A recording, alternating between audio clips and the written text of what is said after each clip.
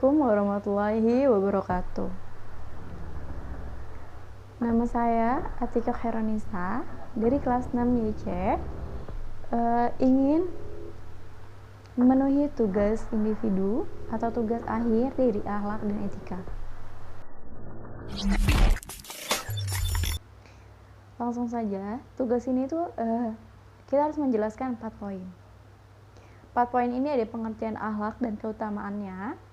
Kemudian yang kedua ada adab atau etika belajar dalam Islam.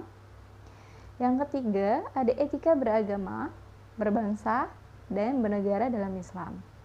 Yang keempat ada pengertian musyawarah dan etika berdemokrasi dalam Islam. Langsung saja ke slide selanjutnya.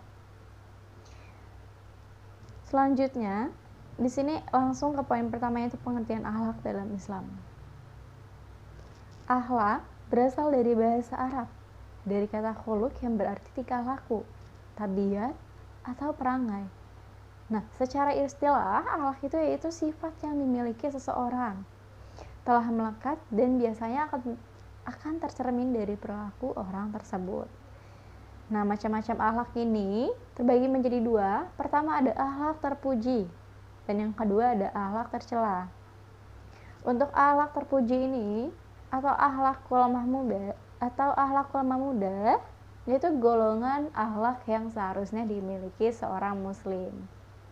Nah, akhlakul mahmudah ini meliputi sifat sabar, jujur, rendah hati, dermawan, sopan, gigih, rela berkorban, adil, bijaksana, dan masih banyak lagi. Nah, seorang muslim yang memiliki akhlakul mahmudah dalam kehidupan sehari-hari tentunya akan menjaga tutur kata dan perbuatannya.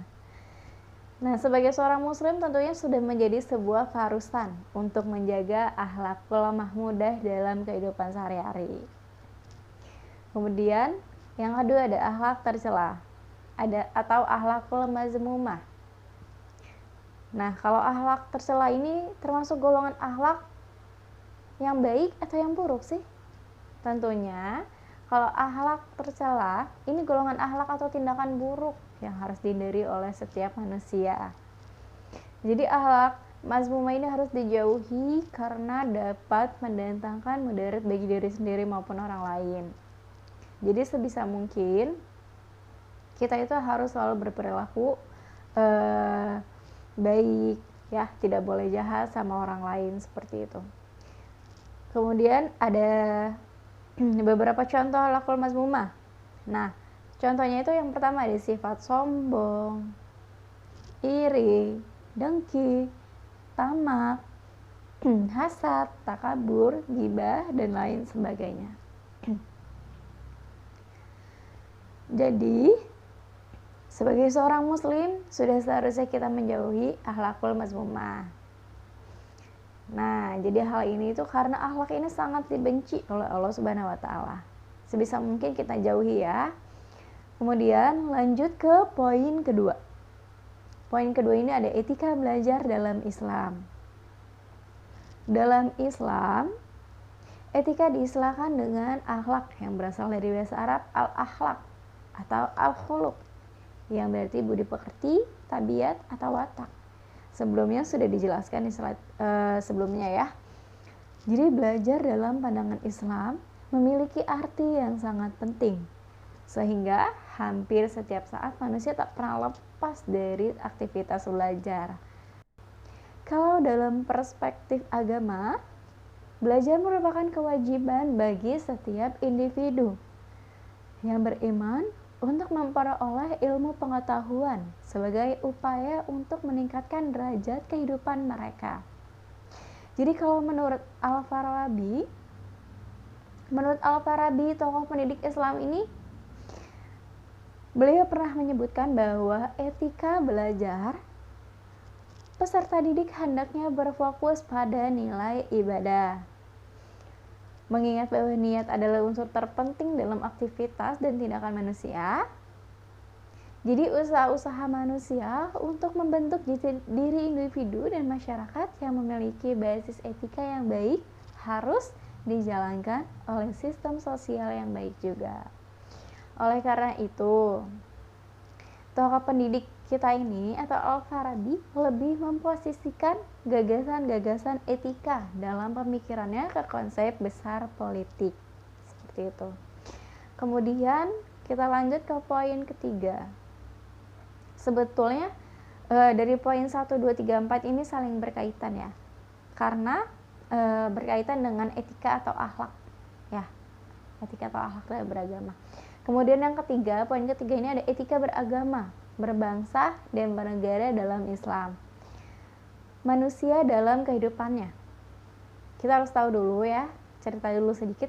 Jadi sejak zaman dahulu sampai sekarang dan di masa yang akan datang, memerlukan aturan-aturan yang umum untuk mengatur kehidupan sehari-hari, baik itu dalam kehidupan individu atau kelompok masyarakat. Jadi di Indonesia ini sebagai negara yang memiliki karakter baik suku, adat istiadat, ras maupun agama, kemudian berlandaskan Pancasila, memberikan kebebasan dalam beragama. Di antara keragaman yang ada, memberikan keharmonisan tersendiri dalam melakukan ibadah dengan percayaan masing-masing. Nah, tentunya sebagai makhluk sosial kita harus tahu nih, harus bisa menghargai perbedaan antar umat beragama dalam melaksanakan ritual yang ada dalam suatu agama. Nah, salah satunya ini dasar etika beragama. Jadi di dalam etika beragama ini kita harus membangun rukun antar umat beragama, ras, dan budaya agar bisa hidup harmonis dalam berbangsa dan bernegara.